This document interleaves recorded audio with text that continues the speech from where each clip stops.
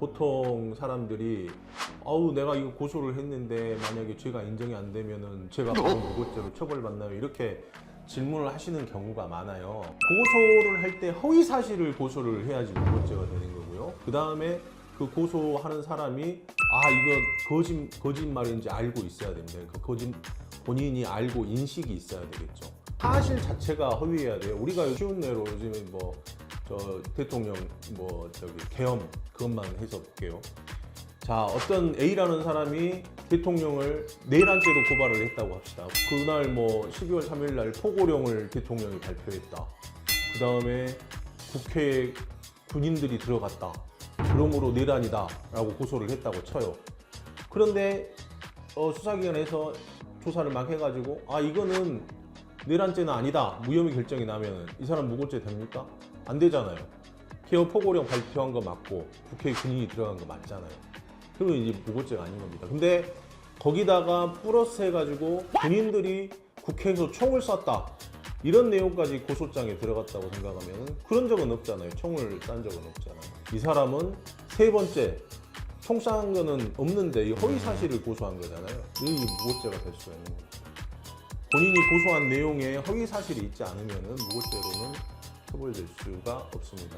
그런 점은 잘 인식을 하셔야 되고, 성폭행이나 성추행에 사실 무고죄가 문제가 많이 되는 경우가 있는데 이게 굉장히 좀 실무적으로는 어렵습니다. 왜 그러냐면 통상 성 관련 사건들은 남자하고 여자하고 단둘이 있는 경우가 많아요.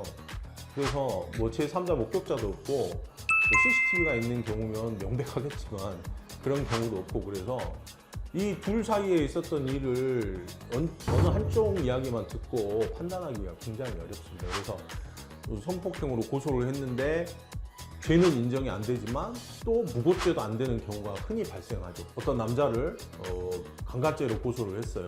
나는 성관계를 가지기 싫었는데 남자가 힘으로 억눌러가지고 성관계를 강제로 맺었다. 그래서 조사를 해봤는데 이게 강제로 했다고 인정하기 어려워서 강간죄는 무혐의가 나오지만, 그렇다고 해서 둘이 또 막 좋아가지고 완벽한 의사합치가 있는 상태에서 성관계가 이루어졌다. 이걸 또 인정하기도 어렵단 말이에요. 그러면 무고로 가기도 어렵고 사실 기소로 가기도 어렵고, 이런 경우가 이 중간적인 경우가 굉장히 많습니다. 그래서 이제 보통 그 남자분들은 내가 무혐의 받았는데 왜 여자는 무고 안 되냐 이렇게 생각하시는 경우가 있는데, 이게 지금 검사나 판사나 경찰관이나 신이 아니기 때문에 그 둘 사이에 있었던 일을 객관적으로 한쪽이 명백하다고 인정하기가 어려운 경우가 굉장히 많습니다.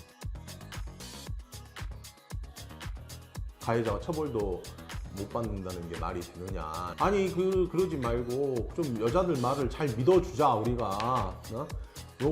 그래서 이제 법원이나 검찰도 이렇게 증거가 피해 여성의 진술밖에 없다 하더라도 그 진술이 일관되고 구체적이고 디테일하게 들어가고, 이 사람이 도저히 거짓말할 특별한 동기도 없다고 인정이 되면은 이제 여성들 말을 많이 신뢰를 해주죠. 지금 최근에 이제 젊은 남성분들이 이제 많이 붕괴하는 경우가, 우리는 쉽게 말해서 합의하에 서로 좋아서 한 건데 여자가 맘만 변하고 변심이 돼서 그냥 그때 싫은데 억지로 했다는 그 여자 말만 믿고 우리가 이렇게 처벌을 받아야 되느냐, 여기에 대한 반발도 많이 커지고 있는 게 사실입니다. 그리고 저도 실무상에서 보면은 사실 조금 좀 악의적인 고소들도 일부 있는 것으로 이렇게 보이고, 합의금을 노리고 거짓 고소를 한다는 경우도 있고, 그렇게 해서